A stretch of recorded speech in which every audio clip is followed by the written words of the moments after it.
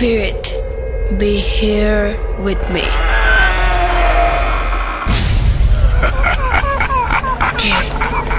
কে তুমি? Bhoot.com. The fear returns with Russell.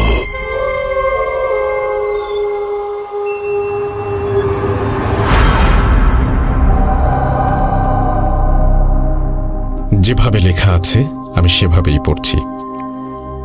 ঘটনাটির নাম তিনি দিয়েছেন ভয়ঙ্কর বাড়ি। এরপর তিনি লিখছেন, কিছু এমন ভয়ঙ্কর ঘটনা আছে আমাদের জীবনে ঘটে থাকে যা যে কোনো মানুষকেই আতঙ্কে ফেলতে পারে। তেমনই এক ভয়ঙ্কর ঘটনা শুনেছি আমার এক দুঃসম্পর্কের আঙ্কেলের কাছ থেকে। আঙ্কেল ছিলেন আমেরিকান প্রবাসী। দেশে আসার পরে আমাদের বাসায় বেড়াতে আসেন তিনি। তখন পারিবারিক আড্ডার মাঝেই আঙ্কেল ঘটনার প্রসঙ্গ তোলেন। পরবর্তীতে ঘটনাটি শোনানোর জন্য জোর দিলে আঙ্কেল বলা শুরু করেন। চলুন ঘটনায় যাওয়া যাক। আঙ্কেল যেভাবে বলেছেন,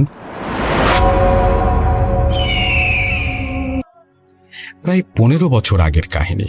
তখন আমি নতুন নতুন আমেরিকায় গিয়েছি। সেখানকার একটি রেস্টুরেন্টের ওয়েটার ছিলাম তখন।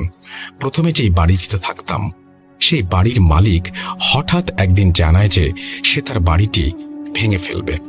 তখন যেই বাড়িতে আমি সহ আমার 2 জন সঙ্গী থাকতাম তাদেরকে নিয়ে আমেরিকার বোস্টন শহরের একটি নির্জন এলাকার একটি বেশ পুরনো 2 তলা বাড়ি পরবর্তীতে বসবাসের জন্য খুঁজে বের করি। বাড়িটা কিছুটা পুরনো হলেও সুন্দর ছিল এবং তুলনামূলকভাবে ভাড়া কম হওয়ায় 3 জনই রাজি ছিলাম। বাড়িটি যার কাছ থেকে নেই তাকে আমরা পুরো 1 মাসের ভাড়া শোধ করে বাড়িতে উঠি। বাড়িটি ডুপ্লেক্স সিস্টেমের ছিল, কিন্তু আমাদেরকে শুধু নিচের তলায় থাকার অনুমতি দেন। বাড়িটি খুলে দিয়ে যাওয়ার দিন কেয়ারটেকার আমাদের বলে যান মাঝে মধ্যে কিছু আওয়াজ হতে পারে যেগুলো কখনো কান দেবেন না এবং আওয়াজের উৎস খুঁজে তার পেছনে কখনো যাওয়ার চেষ্টা করবেন না। লোকটার কথা শুনে কিছুটা খটকা লাগলো, সন্দেহ হলো। আবার সন্দেহ বাড়ায় বাড়িটার 2য় তলায় যাওয়ায় যে সিঁড়িটা আছে সেটা দেখলাম যে কাঠ দিয়ে এমনভাবে বন্ধ করা যাতে কেউ ওপরে যেতে না পারে। বাড়িতে কি কোনো সমস্যা আছে নাকি? এই কথা কেয়ারটেকারকে জিজ্ঞেস করতে সে থতমত খেয়ে বলে, সমস্যা থাকলে কি আপনাদের কাছে ভাড়া দিতাম?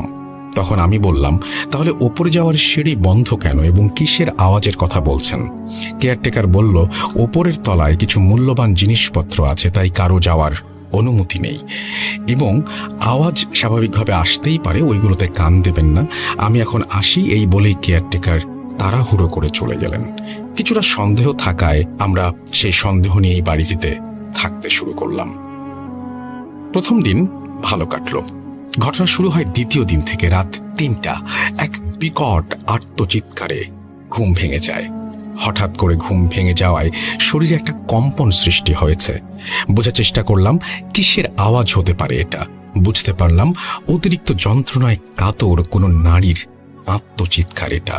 শব্দের উৎস খুঁজতে যাবার জন্য বের হয়ে উঠলাম এবং রুম থেকে বের হব এমন সময় মনে পড়ল কেয়ারটেকারের কথা। সে কোন রকম আওয়াজে কান দিতে মানা করেছে। অনেক কিছু ভাবার পর ঠিক করলাম সকালে উঠে বিষয়টা নিয়ে খোঁজ করব। পরের দিন সকালে বিষয়টা নিয়ে অনেক খোঁজাখুঁজির পরেও কিছু জানতে পারলাম না। 3য় দিন রাতেও ঠিক একই রকম আওয়াজ শুনলাম, কিন্তু মেয়েলি কণ্ঠটার পর পুরুষ কণ্ঠ বাঁচাও বাঁচাও বলে চিৎকার শুনতে পেলাম। কিছুটা ভয় পেলাম, তাই কাঁথা মুড়ি দিয়ে চুপচাপ ঘুমিয়ে পড়লাম।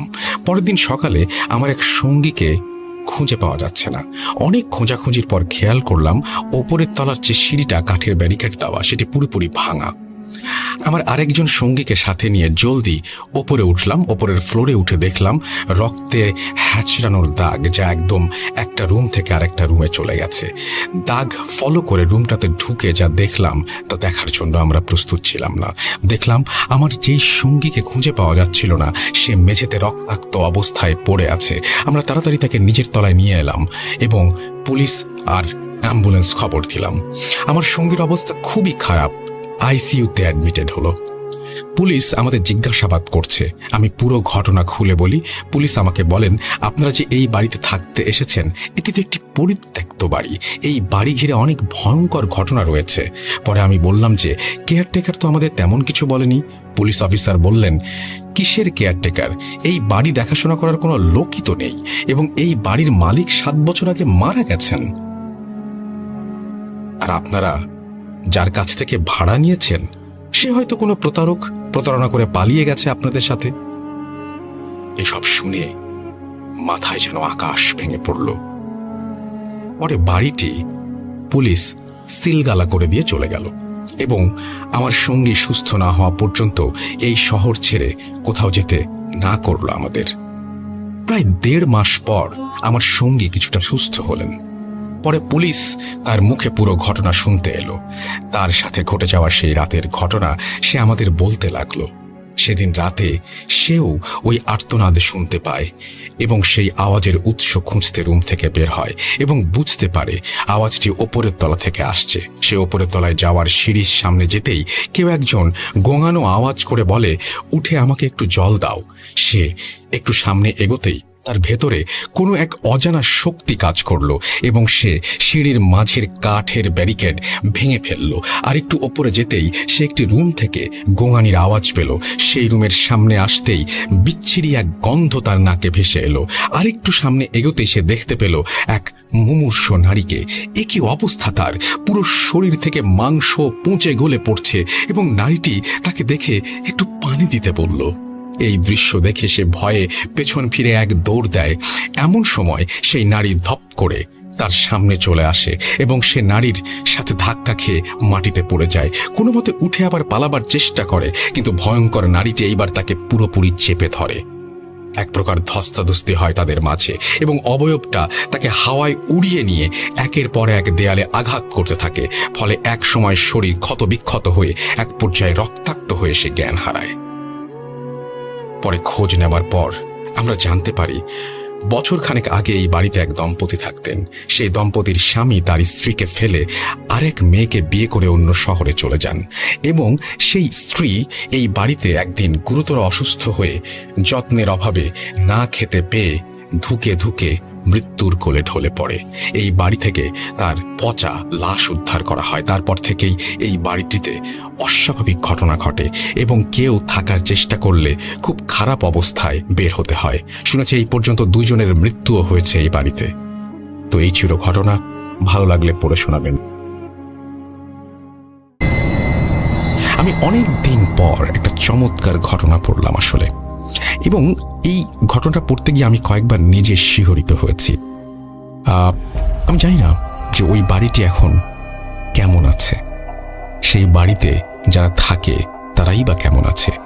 নিশ্চয়ই তাদেরকে বিরক্ত করতে আর কেউ সেই বাড়িতে যায় না। আপনি একটা বাড়ি ভাড়া নিলেন, ধরুন না সেটা ঢাকা শহর বা ঢাকার বাইরে কোনো একটা জায়গায়। সেই বাড়ির আগের কোনো ইতিহাস আপনি জানেন না। হঠাৎ করে একদিন এই পরিস্থিতির সম্মুখীন হলেন। হয়তো দেখলেন এখানে যেমন দোতলায় যাবার সিঁড়ি, ওখানে হয়তো ছাদের সিঁড়িটা বন্ধ করে দেয়া। ছাদে যাওয়ার নিয়ম নেই এটা বলেই হয়তো ক্ষান্ত হলেন। একদিন এরকম একটা পরিস্থিতির কারণে আপনি সেই ছাদে উঠে গেলেন, এবং এইরকম একটা ভয়ঙ্কর পরিস্থিতির শিকার হতে হলো আপনাকে। ঘটনার আসল চমক কিন্তু অন্য জায়গায়। যে কেয়ারটেকার, যে ভদ্রলোক আপনাকে সাবধান করেছিল যে ছাদে যাবেন না বা ওই সিঁড়ি ভেঙে কোথাও যাবেন না, যখন আপনি জানতে পারবেন তারই কোনো অস্তিত্ব নেই, তখন কি হবে?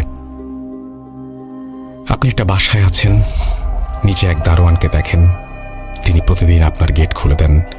রাত করে বাসায় ফেরেন, তিনি দরজা খুলে দেন। একদিন হঠাৎ করে আপনাদের হয়তো অ্যাপার্টমেন্টের সোসাইটির কোনো একটা মিটিংয়ে আপনি জানতে পারলেন এইরকম কোনো দারোয়ানের কোনো অস্তিত্বই এই বাড়িতে নেই, শুধু আপনারই তার সাথে দেখা হয়েছে। কেমন লাগবে একটু বলুন তো? I am not a story teller, but আমার মনে হয় যে অ্যাজ আ লিসনার এরকম কোনো ঘটনা যেরকমভাবে আমাকে আতঙ্কিত করে, যারা এটা ফেস করে তাদের আরো লক্ষ কোটি গুণ বেশি আতঙ্কের মধ্যে নিয়ে এসে ফেলে। যদি কোনো ঘটনা থাকে এরকম, জানিয়ে দিন। আমাদের ইমেল অ্যাড্রেস হচ্ছে russell.booth.com@gmail.com। অপেক্ষায় থাকলাম আপনার ঘটনায়। চলুন চলে যাই আমাদের পরের স্টোরিতে।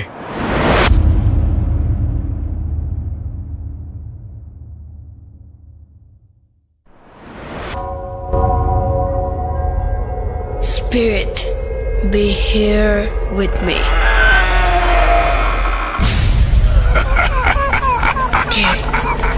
কে তুমি? Booth.com. The fear returns with Russell.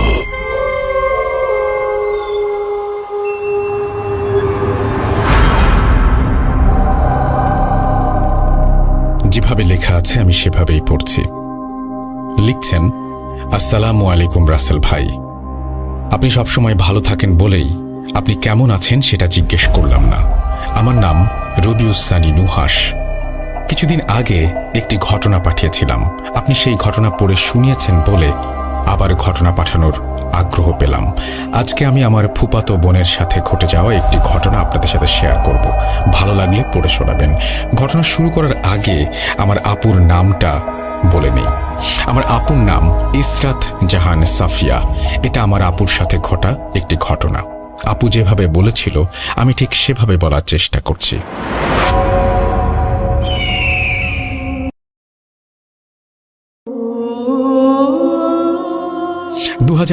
সালের কথা। আমি তখন ইন্টারমিডিয়েট পরীক্ষার্থী। 2012 সালের নভেম্বর মাসে আমরা বাসা চেঞ্জ করি। ওই বাসাটা 4 তলা, আমরা দোতলায় উঠি। আমাদের বাসার নিচের তলায় থাকতেন যারা, তাদের খুব অল্প দিনেই খুব ভালো সম্পর্ক হয়ে ওঠে। সম্পর্কটা আরো ভালো হওয়ার কারণ হচ্ছে সেই বাসায় আমার সমবয়সী একটি মেয়ে ছিল। ওর নাম নিশি, সেও ইন্টারমিডিয়েট পরীক্ষার্থী। তাই আমাদের ভাবটা জমে উঠেছিল। আমরা বিকেলে প্রায়ই ছাদে উঠে গল্প করতাম। দেখতে দেখতে আমাদের এক্সাম চলে এলো। তখন আর আগের মতো নিয়মিত ছাদে যাওয়া হতো না। পরীক্ষা শেষ হলো, আমি আর নিশি আবার আগের মতো আড্ডা দেওয়ার জন্য ছাদে চলে যেতাম। একদিন গল্প করতে করতে ভূত নিয়ে আমাদের গল্পের মূল বিষয়বস্তু হয়ে ওঠে। ও আমাকে বলল, তুমি জিন বিশ্বাস করো? আমি বললাম, হ্যাঁ করি। কখন তাদের দেখেছো? আমি মাথা নাড়িয়ে না বললাম। এবার আমি হেসে উড়িয়ে দিয়ে বললাম, নিশি তুমি এমনভাবে জিজ্ঞেস করছো যেন তুমি নিজেই দেখেছো। নিশি বলল, আমি তোমাকে কিছু বলতে চাই। আমি বললাম, আচ্ছা বলো। তখন মাগরিবের আজান দিয়ে দেয়। নিশি বলে, তুমি আমাদের বাসায় 1 ঘন্টা পরে এসো, তোমাকে আমি কিছু বলবো। আমি বললাম, আচ্ছা ঠিক আছে, কাল আসি। নিশি বলল, না আজই। আমার কেমন যেন লাগলো ব্যাপারটা। অনিচ্ছা থাকা সত্ত্বেও বললাম, আচ্ছা আসবো। ওর বাসায় এই প্রথমবার গেলাম। ও সোজা ওর রুমে আমাকে নিয়ে গেল। ছোট্ট একটা রুম, খুব গুছানো। ও আমাকে বসতে বলল। 5-10 মিনিট কথা বলার পর খেয়াল করলাম যতবারই ও আমাকে কিছু বলতে চাচ্ছে দেখি আন্টি উঁকি দিচ্ছে। আমার যতদূর মনে হলো যে আন্টি নিশিকে কারো সাথে মন খুলে কথা বলতে দেন না, কিংবা আন্টির লুকিয়ে কথা শোনার ইচ্ছে হচ্ছিল। যাই হোক, আমি পাত্তা দিলাম না। কথা বলতে বলতে হঠাৎ আমার খুব পানির পিপাসা পেল। ও পানি আনতে অন্য রুমে গেল। এইবার চোখ পড়ল ওর টেবিলের ওপর। দেখলাম একটা পানি ভর্তি বড় বোতল রাখা আছে। আমি বোতলটার মুখ খুলে পানি খেতে যাব, তখনই ওর মা রুমে এসে বলল, ওটা নিশির পানি পড়া বোতল, ওটা ধরো না। উনি হঠাৎ রুমে চলে আসায় চমকে গিয়ে বোতলটা আমার হাত থেকে পড়ে গেল।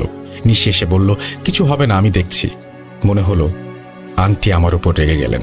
এইবার দরজা লাগিয়ে নিশি আমার পাশে বসলো। আমি বললাম, এই পানি পড়া কিসের জন্য? ও একটু ভেবে বলল, আমার কথা ছাড়ো, বলবো সব। আচ্ছা, তুমি কি রোজ সকালে দড়িতে লাফ দাও? আমি বললাম, হ্যাঁ মাঝে মাঝে। ও আমার হাতটা শক্ত করে ধরে বলে, আর দড়ি লাফ দিও না প্লিজ। আমি জিজ্ঞেস করলাম, তোমার ঘুমের অসুবিধা হয়? তাহলে আমি বিকেলে দড়িতে লাফ দেব। ও মাথা নাড়িয়ে বলে, তোমাকে আমি মানা করছি, তুমি কোনো দিনও দড়িতে লাফ দিও না। এইবার আমি সত্যি সত্যি মনে মনে রেগে যাচ্ছি, কিন্তু প্রকাশ করছি না। এমন ভাবে বলছে যেন আমার বাসায় দড়িতে লাফ দেওয়ার ব্যাপারটার স্বাধীনতাটুকু পর্যন্ত আমার নেই।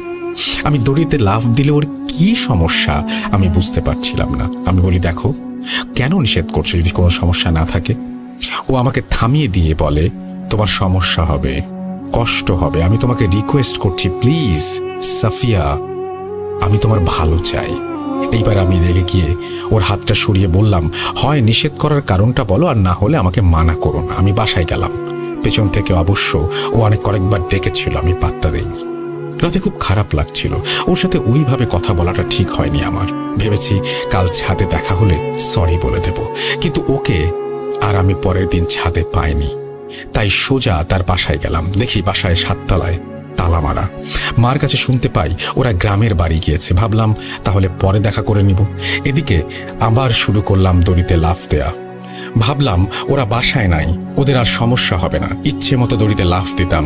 হঠাৎ খেয়াল করি আমার কোমরে ব্যথা অনুভব করছি, তাও দড়িতে লাফ দিলাম। ভাবলাম একদিন এক্সারসাইজ না করলে আমার শরীরে আরো ব্যথা করবে, কিন্তু না, ব্যথা আমার মোটেও কমছে না। এই ব্যথা যেন যন্ত্রণায় পরিণত হচ্ছে। লুকিয়ে লুকিয়ে প্যারাসিটামল খেতে লাগলাম, না, তাও কমছে না। এমন দিন গেল আমি একদিনে 4-5টা প্যারাসিটামল খাচ্ছি, কিন্তু ব্যথা কমছে না। মা ইদানিং খেয়াল করছেন আমি অসুস্থ হয়ে যাচ্ছি। আগের মতো ছোটাছুটি করতে পারছি না, কেমন যেন নিস্তেজ ভাব। ব্যথা সহ্য করতে না পেরে মার সামনে একদিন কেঁদেই দেই। মা বলে কাল ডাক্তারের কাছে নিয়ে যাব, ধৈর্য ধরো, রাতটা পার করো কোনো রকম, আমি সকালে উঠে যাব। একই দেখি আমার গায়ে জ্বর, ব্যথার সীমা পরিসীমা যেন বাঁধ ভেঙে ফেলছে। এত যন্ত্রণা আমার আগে হয়নি। আমি একা শুয়ে থেকে আর উঠে বসতে পারছি না। মাকে ডাকলাম। মা এসে আমার এই অবস্থা দেখে ভয় পেয়ে গেলেন। আমাকে মা বসতে সাহায্য করলেন। বিশ্বাস করেন, এত যন্ত্রণা আমার আগে কখনো হয়নি। মনে হচ্ছিল আমার কোমরের হাড় ভেঙে গিয়েছে। ব্যথায় আমার গলা শুকিয়ে যাচ্ছে। টানা 30 মিনিট পর আমি উঠে বসি। মাকে বলি আমার গলা শুকিয়ে গিয়েছে, আমাকে পানি খাওয়াও। আমি টানা 3 গ্লাস পানি খেয়েছিলাম। আসলে আমার গলা না, আমার যেন আত্মাটাই শুকিয়ে গিয়েছিল। সকাল পেরিয়ে দুপুর হলো। এই ব্যথায় যেন আরো এক নতুন মাত্রা যোগ হলো। যেমনটা আমাদের ঘুমের সময় পায়ের মাসেলের রগের টান পড়লে হয়, ঠিক তেমন। আর সহ্য করতে পারছি না, কিছুক্ষণ পরপরই রগের টান। এদিকে মা তো অস্থির। আমার মামা অর্থোপেডিক্সের ডাক্তার। মা এবার মামাকে কল দিয়ে বিস্তারিত বললেন। মামা এক্স-রে করে দেখেন আমার হাড়ে ফ্র্যাকচার হয়নি, তবে এত যন্ত্রণা কিসের মামা বুঝতে পারছেন না। মামার দেওয়া ওষুধে ব্যথা কমছে না। যতক্ষণ ওষুধের পাওয়ার থাকে ততক্ষণ ব্যথা থাকে না। এটা তো আমার চিন্তার বিষয়। এদিকে দিনে দিনে আমার অবস্থা আরো খারাপ হতে লাগলো। বিছানায় বসেই খাওয়া, ঘুম আর ঘরের ভেতরেই টয়লেটের ব্যবস্থা করা হয়েছিল। সবটা আমার মা একা করেছিলেন। মা গভর্নমেন্ট স্কুলের হেডমিস্ট্রেস, তাই মাকে সারাদিন কাছে পেতাম না। তখন আরো বেশি মনে হতে লাগলো আমি একা, আর মা ছাড়া আমি একদম চলতে পারবো না। আমার পৃথিবী যেন ধীরে ধীরে ছোট হয়ে আসতে লাগলো। ফেসবুকে দেখে সব ফ্রেন্ডরা বিভিন্ন ভার্সিটিতে ভর্তি হয়ে গিয়েছে। তখন মনটা আরো বেশি খারাপ হয়ে যেত। মনে হতো বন্ধু বান্ধব, আত্মীয় স্বজন সবাই যেন আমাকে ভুলে যাচ্ছে। কেমন একটা একাকিত্ব আমাকে ঘিরে ধরেছে। 20 দিন পরেও যখন আমার সুস্থতার কোনো আলামত পাচ্ছিলাম না, তখন মামার পরামর্শে অন্য এক ডাক্তারের কাছে যাই। উনি আমাকে এমআরআই করতে দেন। আমি তো হাঁটতেই পারি না, তাই আমাকে হুইল চেয়ারে করে এমআরআই করানো হয়। হুইল চেয়ারে বসে মনে হচ্ছিল এটাই যদি আমার লাইফ হয় তাহলে কি হবে। আমি তো বেঁচে থাকতে পারবো না, আমি বেঁচে থেকেও মরে যাব। যাক, ডাক্তার আমাকে ওষুধ দিলেন। উনি বললেন ভালো হয়ে যাবে। আমার বিশ্বাস হয়নি, তাই কেঁদে দিলাম ডাক্তারের সামনেই। মা রোজ নামাজ পড়ে কাঁদতেন আমার অসুস্থতার জন্য। আমিও পাশের রুমে মায়ের কান্না শুনে কাঁদতাম। দিনগুলো খুব কষ্টে কাঁদতে লাগলো। কিছুদিন পরের কথা বলি। আমি ঘরে একা, হঠাৎ কান্নার শব্দ পেয়ে ঘুম ভাঙে। কান্নাটা একটা বাচ্চার কান্না মনে হলো। বাচ্চাটা এমনভাবে কাঁদছে যেন আরেকটু বেশি কাঁদলে ওর গলা দিয়ে বমি হয়ে যাবে। মাকে এত ডাকলাম, মা আসলো না। আমি একা একা শুয়ে উঠে বসার চেষ্টা করলাম। এত কষ্ট হচ্ছে, তাও যেন উঠে বসার চেষ্টা চালিয়ে যাচ্ছি, হার মানছি না। কতক্ষণ পর বসতে পেরেছিলাম বলতে পারবো না। এখন তো দাঁড়াবার পালা। সাহস করে ওয়াল ধরে দাঁড়ানোর চেষ্টা করি। মনে হচ্ছিল কোমরের রগগুলো টানছে। টনটন ব্যথা, কি যন্ত্রণা, যেন রগগুলো ছিঁড়েই যাবে। শুনতে পেলাম বাচ্চাটার কান্নার সাথে সাথে কাশি হচ্ছে। বুঝলাম ওকে শান্ত করতে না পারলে খারাপ কিছু হবে। কিভাবে যেন চেষ্টা করে দাঁড়িয়ে গেলাম। এখন হাঁটবো কিভাবে? আমার গলা শুকিয়ে যাচ্ছে। তাকিয়ে দেখলাম বালিশের কাছে আমার পানির বোতল। এখন নিতে গেলে যদি আর দাঁড়াতে না পারি, এই ভেবে পানি খাইনি। এখন যেন বাচ্চাটা ঘন ঘন কাশতে লাগলো, আর যেন জোরে জোরে চিৎকার করে কাঁদতে লাগলো। মনে মনে আমি আল্লাহর নাম নিচ্ছিলাম, আমাকে একটু শক্তি দাও আল্লাহ, মাসুম বাচ্চাটার খুব কষ্ট হচ্ছে। একটু একটু করে আমি পাশের রুমে হেঁটে যেতে চেষ্টা করি। ওয়াল ধরে ধরে এক পা করে এগোতে থাকি। জানি না কতক্ষণ লেগেছিল। গিয়ে দেখি একটা সুন্দর বাচ্চা, মুখটা এত মায়া, 8-9 মাস বয়স হবে। বললাম, এই দেখো আমি এসে গিয়েছি, কেঁদো না, আমার কাছে আসো। আসো বলছি। দেখলাম ও এলো না। তাই আমি ওখানে দাঁড়িয়েই তার কান্না থামানোর চেষ্টা করছি, তাকে হাসানোর চেষ্টা করছি। কিছুক্ষণ পর কান্নাটা থেমে গেল। ও খুশি হয়ে যেন আমাকে দেখে। আমি ভেঙচি কেটে তাকে আরো হাসাচ্ছি। কি মিষ্টি হাসি, মাশাআল্লাহ। হঠাৎ আমার মা আমাকে ডাক দেয়। আমি মায়ের ডাকে সাড়া দিয়ে চোখ খুলে বুঝতে পারি আমি ঘুমিয়ে স্বপ্ন দেখছিলাম। সেই দিন সকালে আমি নিজে উঠে বসার চেষ্টা করি। ভাবলাম স্বপ্নে তো ঠিক উঠতে পেরেছিলাম, তাই চেষ্টা করে দেখতে চেয়েছিলাম, কিন্তু সেদিনও একা শুয়ে থেকে উঠে বসতে পারিনি। মুচকে এসে মনে মনে বললাম, স্বপ্ন তো স্বপ্নই। সাফিয়া, তোমার জীবন 4 দেয়ালে বন্দী। এরপর থেকে প্রায়ই যেন বাচ্চাটাকে আমি স্বপ্নে দেখতে শুরু করি। স্বপ্নে ওর সাথে গল্প করি, খেলি, কিন্তু কখনোই তাকে স্পর্শ করিনি। যেন নির্দিষ্ট দূরত্ব আমাদের মাঝে। আমি চাই ওকে আদর করতে, কোলে নিতে, কিন্তু ওকে ধরতে পারি না। তবে একদিন স্বপ্নে একটু অন্যরকম কিছু দেখি। বাচ্চাটার হাসির শব্দে আমার ঘুম ভাঙে। তাকে একবার দেখবো বলে আমি পাশের রুমে ছুটে যাই। বিশ্বাস করেন, ওর কাছে যাওয়ার পর আমাকে এই অসহ্য ব্যথা সহ্য করে যেতে হয়। তাও তাকে একবার দেখার ইচ্ছেতে আমি পাগলের মতো সেদিকে ধাবিত হই। তখন স্বপ্ন না বাস্তব আমি বুঝি না। আমার কাছে সবকিছুই সত্যি মনে হয়। এবার দেখি বাচ্চাটি খাটের উপরে বসে হাসছে আর খেলছে। আর লক্ষ্য করে দেখি ওর পাশে কেউ নামাজ পড়ছে। বাচ্চাটা এত খুশি আমাকে দেখে, কি বলবো, যেন ও আমাকে দেখে হামাগুড়ি দিয়ে ছুটে আসতে চাচ্ছে। আমি খেয়াল করলাম বাচ্চাটা যেন খাটের খুব কিনারায় চলে এসেছে, আর একটু এগুলেই পড়ে যাবে, মাথা ফাটবে। এ দেখে আমি পাশে যে নামাজ পড়ছে তাকে বলছি, এই যে বাচ্চাটাকে ধরেন, ও পড়ে যাবে। মনে হলো উনি নামাজের ধ্যানে শুনতেই পাননি আমার কথা, আমি যে ডাকছি। বুঝলাম বাচ্চাটি যখন এগোবে তখনই এক দৌড়ে ওকে ধরতে যাই। নামাজে বসা মহিলাটি মনে হলো চমকে গেলেন। ওকে ধরতে পেরেছি, কি শান্তি লাগলো আমার। সেদিন ফজরের আজান শুনে ঘুম ভাঙে। আমার ঘুম ভাঙলে মনে মনে ভাবি, বাচ্চাটা ব্যথা পেত আমি না ধরলে। আমি হেসে বলি, যাক, এটা তো স্বপ্ন ছিল। আজ অন্য দিনের তুলনায় অনুভব করলাম ব্যথাটা কম। মনে হচ্ছে একটু চেষ্টা করলে আজ শোয়া থেকে উঠে বসতে পারবো। সত্যি সত্যি তাই হলো। ধীরে ধীরে ব্যথাটি কমতে লাগলো। 3-4 দিনের মধ্যে আমি একা বসতে পারি, সাথে একটু চেষ্টা করে দাঁড়াতেও পারি। সবই আল্লাহর রহমত আর আমার মায়ের দোয়া। আমি দোয়া করি আমার চরম শত্রুরও যেমন এমন কষ্ট না হয়। কিছুদিন পর আমাকে দেখতে নিশি এলো। আমি ওকে দেখে খুব খুশি হলাম। অনেক দিন পর এসেছে। আমি বললাম, আমি যে অসুস্থ তুমি শোনোনি? আসোনি কেন? ওই দিন একটু রেগে গিয়েছিলাম বলে তুমি রাগ করে আমাকে দেখতে আসোনি? জানো আমি তোমার কথা কত মনে করেছি, কত একা লাগতো আমার। ও আমাকে বলেছিলাম না, দড়ি লাফ দিও না, দেখছো কেমন অসুস্থ হলে। আমি বললাম, আল্লাহর রহমতে আমি এখন একা বসতে পারি, নিজে নিজে দাঁড়াতেও পারি। ও হেসে বলল, তুমি হাঁটতেও পারবে, দৌড়াতেও পারবে। তুমি দৌড়িয়ে যেভাবে বাচ্চাটিকে বাঁচিয়েছো, তার কান্না থামিয়েছো। আমি হেসে বলি, আর বলো না, কি মিষ্টি করে হাসে ওই বাচ্চাটা। নিশি চলে যাচ্ছে। মনে হলো খুব তাড়া। আমি বললাম, বসো, কিছু খেয়ে নাও, মাকে ডাকি। নিশি বলল, মা ছাদে গিয়েছেন, দরজা খোলা ছিল তাই ঢুকে পড়েছি। এবার যাই সাফিয়া, আর চিন্তা করো না, তুমি ভালো হয়ে যাবে ইনশাল্লাহ। নিশি চলে যাচ্ছে। কয়েকবার তার নাম ধরে ডাকলাম। একটু পর মনে হলো, সে কি, ও আমার স্বপ্নের কথা কিভাবে জানলো, যেটা আমি মাকেও শেয়ার করিনি। নিশি, নিশি একটু দাঁড়াও। কয়েকবার নাম ধরে ডাকলাম, সাড়া দিল না। মনে হলো ও ততক্ষণে বাসায় চলে গেছে। ভাবলাম পরে ওর কাছ থেকে জেনে নেব স্বপ্নের কথা কিভাবে জানলো। কি আশ্চর্য! ধীরে ধীরে আমি সুস্থ হতে লাগলাম। যেন দ্বিতীয়বারের মতো নতুন করে বাচ্চাদের মতো হাঁটতে শিখলাম। খেয়াল করলাম স্বপ্নে বাচ্চাটিকে আর দেখি না। 5 মাস লেগেছিল সুস্থ হতে। কিভাবে যে দিন চলে গিয়েছিল আল্লাহই জানেন। মনে মনে ভাবলাম আজ নিশির বাসায় যাব। বিকেলে ওদের বাসায় গেলাম। গিয়ে দেখি ওর মা বাসায়। বললাম, আন্টি নিশি কোথায়? ওকে একটু ডেকে দেন না। আন্টি এমন ভাবে আমার দিকে তাকিয়ে বলল, তুমি জানো না নিশি 3 মাস আগে বাসা থেকে পালিয়ে গিয়েছে, ও বিয়ে করেছে। আমি অবাক হলাম। 3 মাস আগে? তার মানে আমি তো 10-12 দিন আগে ওর সাথে কথা বলেছি। কি বলেন আন্টি, বিশ্বাস হচ্ছে না। তখন উনি নিশির কথা আমাকে কিছু বললেন। আমার প্রশ্ন হলো, সেই দিন তাহলে আমি কার সাথে কথা বলেছিলাম? সেই দিন কে আমার পাশে ছিল? সব যেন এলোমেলো লাগলো। মনে মনে ভাবলাম, ওর সাথে যদি আবার কোনোদিন দেখা হয় তাহলে ওকে জিজ্ঞেস করব, ও কেন আমাকে দড়িতে লাফ দিতে মানা করেছিল। আমি যে অসুস্থ হব সেটা কিভাবে জানতো? আমার স্বপ্নের কথা কিভাবে জানলো? কিভাবে আমার বাসায় এসেছিল? অনেক অনেক প্রশ্ন জমে আছে। এই ছিল আমার ঘটনা। সেই দিন নিশির মায়ের সাথে কথা বলে নিশির পানি পড়ার কথাও জানতে পেরেছিলাম। নিশির জীবনের কথা শুনতে আগ্রহী হলে আমি শোনাবো। তবে বলে রাখি, এরপর ওর সাথে আমার আর কখনো দেখা হয়নি, কারণ আমরা 2-3 মাস পরে বাসা বদলাই।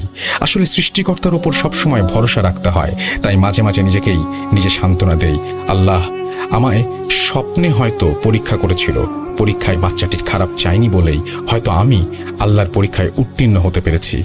সাথে সাথে মায়ের দোয়া তো ছিলই। যাই হোক, আমার জন্য দোয়া করবেন। সবাই ভালো থাকুন, সুস্থ থাকুন, এই দোয়া করি। আল্লাহ হাফেজ। খুবই কনফিউজিং একটা স্টোরি, কিন্তু খুব ইন্টারেস্টিং। সেটা হচ্ছে এই নিশি আসলে কে, এবং এই নিশি দড়িতে লাভ দেওয়ার ব্যাপারটা কিভাবে জানলো, এটা আমি ডেফিনেটলি জানতে চাই আপনার কাছ থেকে সাফিয়া, এবং আপনি অবশ্যই আমাকে জানাবেন। তার আগে লিসেনার যারা শুনছেন তাদেরকে বলবো গেস করতে ঘটনাটি আসলে কি ঘটেছিল, কেন এইরকম ঘটলো, এই মেয়েটি বলল আর জীবনে এত কিছু ঘটলো। এটা আপনার সাথে ঘটলে আপনার কেমন লাগতো একটু ভেবে দেখুন। জানতে চাই নিশির এই ঘটনার কোনো ব্যাখ্যা আপনার কাছে আছে কিনা। পাঠিয়ে দিন russell.bhuth.com@gmail.com এই অ্যাড্রেসে। চলে যাচ্ছি পরের ঘটনায়।